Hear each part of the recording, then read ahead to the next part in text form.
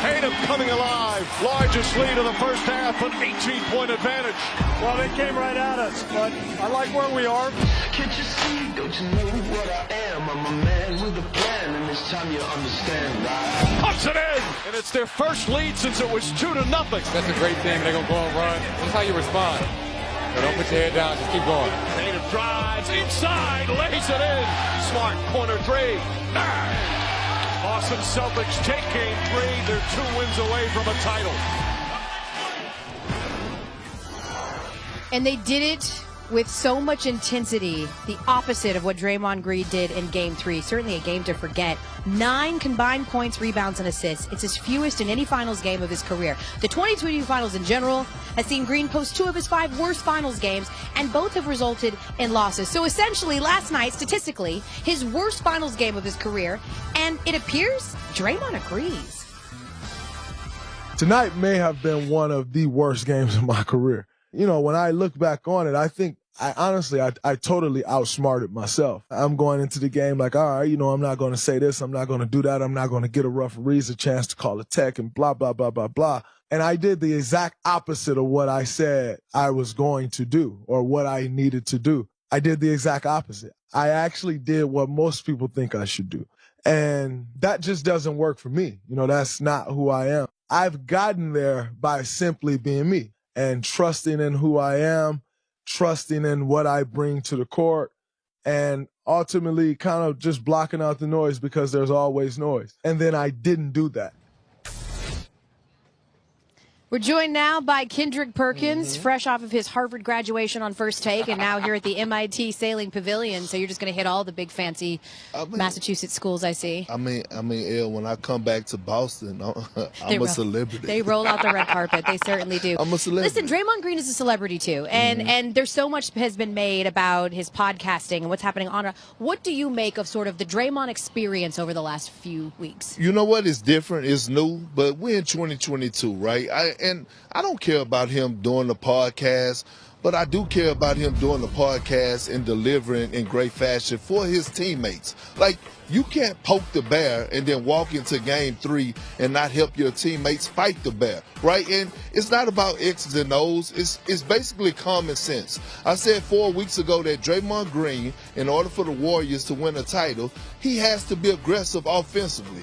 He called me out. We went back and forth on Twitter or whatever the case may be. Then all of a sudden today, he says, oh, we're a better team if I'm aggressive offensively. That's what he has to do because the Celtics are not changing their game plan. They don't respect him. They don't respect his shooting. They're going to force him to take and make shots. And if he don't do that, then Steve Kerr is going to have to make a decision whether or not he should play Draymond Green the amount of minutes that he is playing them. But at the very least, we can put that to bed, right? The podcasting is not why they're losing. There's so many people reminding you of Michael Jordan playing 36 holes between finals games and Dennis Rodman going and wrestling. Like, the idea he takes 35 minutes in front of a mic is not why they're down in this series. A big part of why the Celtics are up in this series, at least last night, was Jaylen Brown, who was a revelation, showed up, led the team in scoring. What do the Warriors need to do to adjust to him tomorrow night? Well, it's going to be hard because once Jaylen Brown has it on his mind to be in attack mode, right? That aggression going downhill, not settling for jump shots. I saw Jaylen Brown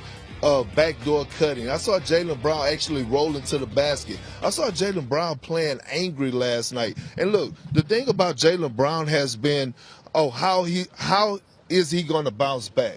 We don't need any more bounce back games from Jaylen Brown. We need follow-up games. And that's the thing with him, being consistent. But if he plays the way he did last night, this series will be over quick, and he will win Finals MVP. Oh, wow. So you think right now it's Jaylen Brown as Finals MVP? Yeah, he's been the best player on the Celtics by far. Sure. Yeah. On the Celtics, right? You could see a world where Steph Curry maybe still gets the Finals MVP. Yeah, we're not doing that. We're not doing that. I love Steph, but we're not doing that. We're not They robbed LeBron one year, we're going to rob Steph. Okay. Kendrick Perkins with the latest. Much more from out here in Boston. Richard Jefferson joining us next to talk about why the Celtics have been so good in the RJ. Oh, I feel sorry for your loss. Okay. That right? They outscored the Dubs 23-11 to pull away in the fourth. Boston's points differential plus 40 in the fourth quarter of this series, the highest ever through the first 3 games of an NBA Finals. For its part, Golden State kept up its dominance of the third quarter. They got back into the game by outscoring the Celtics by 8 points in that quarter. You remember that 7-point possession, right? Their points differential of plus 43 in the third is the best in any quarter through 3 games of a final series. But no one has bounced back this postseason like the Celtics. They're 7-0 now following a loss in these playoffs. That ties the longest win streak immediately following a loss in a single postseason in NBA history. Here's Clay and Steph on how the Dubs need to adjust before tomorrow night. I think it's just playing better, playing harder, playing as a unit. I don't think we need to make incredible adjustments. I just think we need to come out with that force, that Warriors brand of ball that has been so successful this past decade. We've been here plenty of times before, and that experience comes with a sense of, composure and understanding of how it can be effective. So every night you try to hold yourself to that standard, and hopefully that leads to wins. We're joined now by our Warriors reporter, Kendra Andrews, who's got much more on Steph Curry. He can't be super effective, Kendra, if he's got a bum leg. We saw Al Horford roll up on his leg and then him limp afterwards. What's the latest on his injury right now? Well, Steph was not walking with a limp today, which he was doing last night, and he said very confidently, I am going to play in Game 4. And Steph's actually drawing on his experience with his foot injury from March to help him guide himself through this one. Because I went through what I went through at the end of the regular season and coming back, I know exactly what it is and what I got to deal with and soreness/pain level and all that. So once I got checked out last night, I knew I wouldn't have to go get any extra tests just because we've been through this before. And there's a good understanding of what it is, same foot and all that. So there's, I guess, comfort knowing I've been through it before, but also you'd rather not have to deal with something like that at this point in the season.